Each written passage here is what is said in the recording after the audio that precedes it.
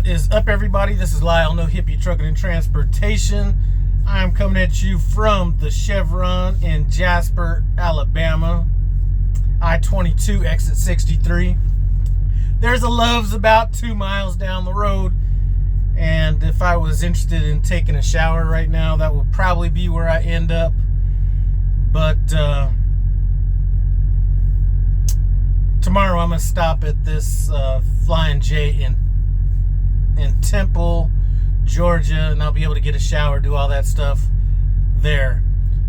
And I was kind of thinking about getting a 34-hour reset, but I'm probably not going to do that, and we'll talk about that in a minute.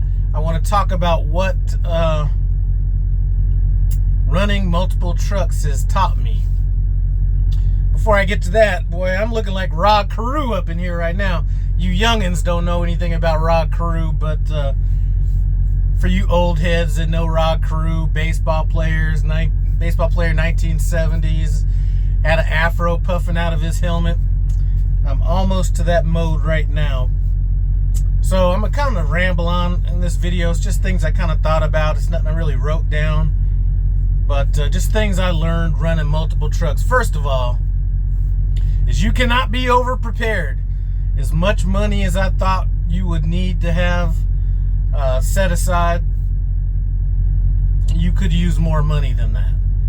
Now, I haven't really had to dabble into that money or anything. I've just decided to kind of take some negative checks and stuff like that. So I still have a pretty big emergency fund. But for anybody thinking they're going to come out here with, $5,000-$10,000, something like that, and run multiple trucks, I'm going to tell you, it can be done if everything's perfect, but everything has not been running perfect with me lately. In terms of just trucks being shut down, maintenance issues, things like that. I've been going through it lately. So first thing is I learned is you just cannot have enough money. Second thing, and I don't know why I'm saying first, second, because they're all random thoughts, but another thing is you get a better idea of what the freight market is. And, I see a lot of people whining, and I'm going to call it whining on Facebook. Oh, I'm having to deadhead, this many miles, or I'm having to sit here, or, this load's not paying, or whatever the situation is. When I have a chance to look at 3 trucks, I can see that truck sitting's nothing personal. This truck over here that's got a low, that's got some low pay on it, on that load, that's not personal. You get a 3-dimensional view of what's going on. So for example, I haven't really sat or anything like that. As far as deadheading, I just got a message from Myra in my first truck, and she said, "Hey Lyle, they're asking me to dead 700 miles from Tolleson, Arizona, wherever it is, out to Amarillo, Texas." It's like, you know what, that's some good miles for you. I'm pretty sure that's going to be the best option. I would just do me a favor and ask for a pre-plan before you get there. She got a pre-plan coming out of Cactus, Texas, going, let me see where it's going, North Baltimore, Ohio. So she had to deadhead 700 miles to get that load. Nothing personal. There's just nothing there in her area. Likewise, I'm looking at, my second truck, Jan over there. He's been getting pre-planned before he's even, I think he got one pre-plan before he even picked up a load, if I remember correctly. But he's been getting planned back to back to back. So, every single one of these loads I'm going to ramble off, he's got way before either pickup or soon after he picked up, and he just hasn't stopped. He went from New Albany, Mississippi, and trust me, this has gone on about 3 loads or 2 loads previous to this. So these are just the ones that are going to be showing up on probably this next week's settlement. But New Albany, Mississippi to Union, Georgia, deadheaded to Corkville, Tennessee to Searcy, Arkansas, Kalamazoo, Michigan to Murfreesboro, Tennessee, Lexington, South Dakota to Coldwater, Michigan. And I'm saying there's been no stop in between there. So he's been getting planned quick. It's because the lane he's in. Myself, I just got some long loads. I got a load out of Paws Valley, well, I didn't. I deadheaded from Paws Valley, Oklahoma, about 360 miles out to Cactus, Texas, going to College Park, Georgia, which is going to kind of, well, I'll talk about the reason I'm not potentially going to get this 34-hour reset. But that's another thing that I noticed, or that I learned in having multiple trucks running.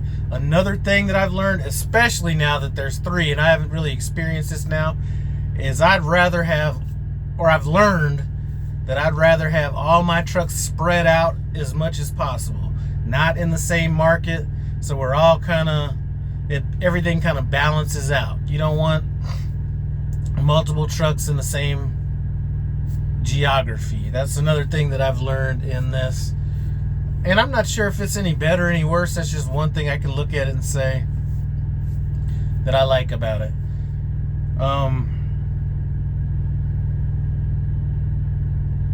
You know, maybe those are really the only things.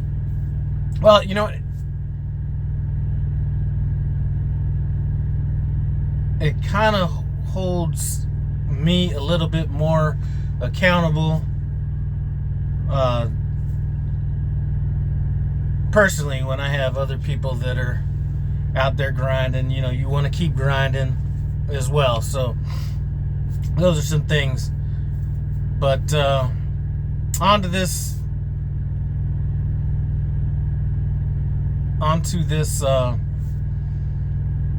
34-hour reset, or am I going to reset? Am I not going to reset? You know, I was looking at my clock today and, oh shit, hold on. I forgot to.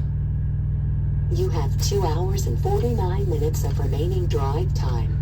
We're going to edit this bad boy out. But one of the things I was thinking about doing was driving all the way down to Temple, Georgia, and taking a 34 there, then heading off to my delivery in, or Temple, Alabama, I think it is. Whatever it is. It doesn't matter. I was gonna get out there about 60 miles away from my delivery, and then get a 34, and then ride into Georgia about 60 miles away and deliver. I was looking at my clock, and it was going to be cutting it super close if I got down. I was cutting it close to make it to where I wanted to make it. I was going to be within 25 minutes, give or take, if I had maintained a 60 mile an hour average the whole way there. Plus, I was going to be going through Birmingham, and that's always a guess how that traffic's going to be. So I decided to take a safe route, post up here. I'm going to spend the night here and then drive to where I'm going to shut down before I make my delivery tomorrow morning. Now, what you're saying, well, Lyle, why don't you just stay where you're at and then drive in, you know, get a 34 there, then drive all the way into my 90? You know, that's a possibility. I'm really not a fan of driving like 200 miles to my delivery unless it's like a pickup and delivery. And another reason I'm not doing it is selfish reasons. I don't mind having a short clock down there, and it's not that much of a short clock. I mean, I'm getting some decent clock back, but my clock's going to be just low enough that's going to prevent me from taking loads up into the Northeast potentially. So that right there was the determining factor on why I'm not really pushing to get a 34-hour reset. I'd rather run on recaps and not even have the potential to go up in the Northeast. That's just me. I'm not a fan of it. You know, some people like it, some people, you know, it's just nothing that I really like doing. So that's why I'm going to just break this up into 2 different drive shifts and go from there.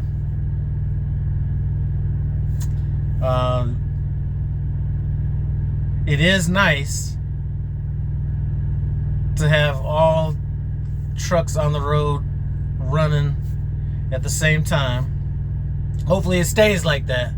You know, that whole knock on wood type of stuff. Hopefully it stays like that, because, you know, everybody wants the upside when it comes to whether it's being a company driver, lease driver, owner operator, you know, whatever. Everybody wants the upside, and then when there's a downside, they want to say it's something personal, or, you know, the industry is the industry.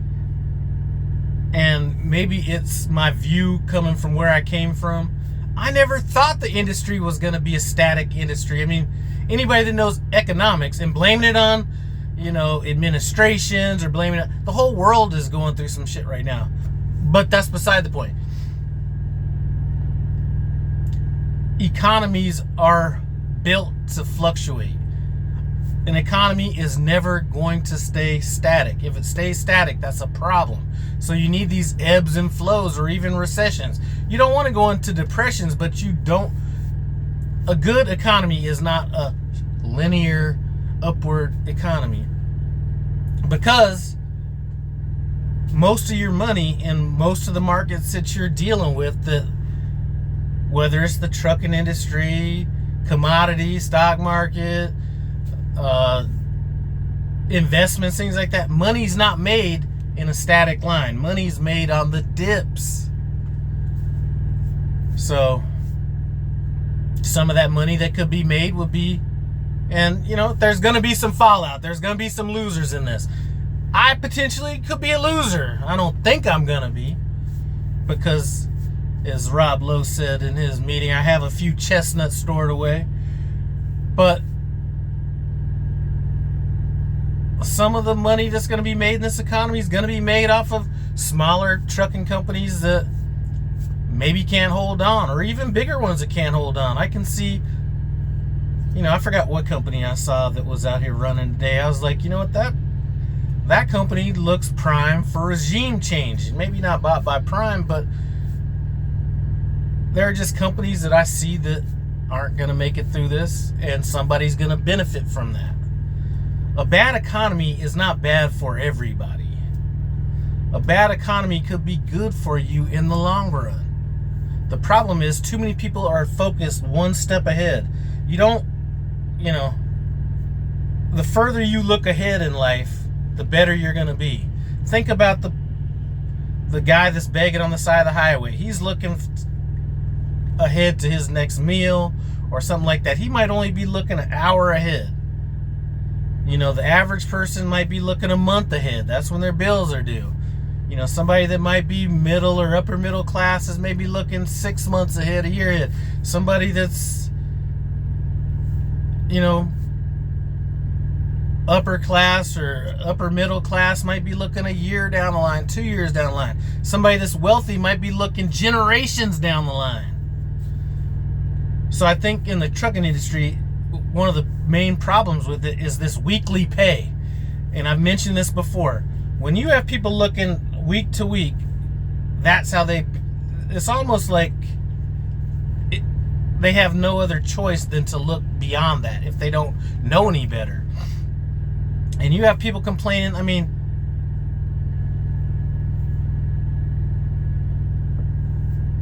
I've mentioned it and people thought I was being overly conservative. You should be able to look. If you're going to say I'm in business, you should be able to look minimum quarter to quarter. Like this little freight fluctuation we've been having should not even be affecting the majority of people. If the forethought was there. Now some things go wrong, whatever, but look into the future. I'm rambling. I'm almost kind of preaching, but I'm just seeing a lot of people that are almost taking this like life or the trucking industry or Prime is like, or whatever company is like against them. And trust me, these companies are dealing with the same thing on just a different scale of things. And I've said it before, outside of my maintenance issues and things like that, the miles for the drivers, I think, has been consistent outside of breakdowns and stuff like that. Revenue's been consistent, maybe a little bit of a drop off, but it hasn't been anything noteworthy. And a lot of people, and I think that are struggling because I don't drive, and include me into some of this. I don't think it costs me any money, but when you start limiting yourself, like I hear people, and I'll be the first one to say, I limit myself. I don't like the Northeast. I'll go there, but I don't like it. But as soon as you're like, I don't drive nights, I don't know how to, or I don't split my log, or, you know, any of those little self-limiting things, anytime you limit yourself, you are limiting your opportunity. Prime example. I don't necessarily limit myself, but I will turn down some loads going in the Northeast.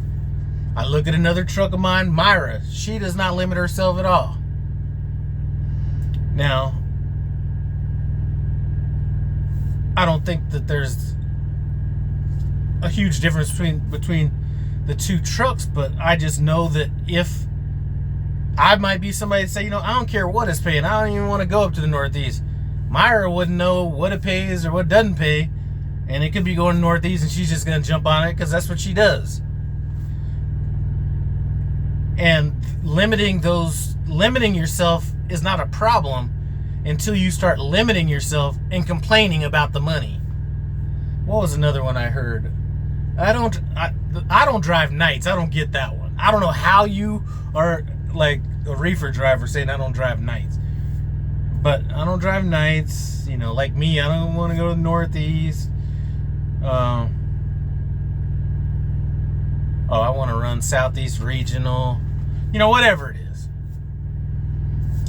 I got all off topic, but my point is I'm happy to have all three trucks humming. I've had a chance to take a look at all three of my trucks. They're all in 3 different areas. I got one up north Midwest, I got one out west. I'm like southeast right now, and that's the way I like to keep it. Hopefully I made some sense in this video, because I know I was all over the place, but I do appreciate you stopping by. No Hippie Trucking and Transportation. Comment, subscribe, and I'm out.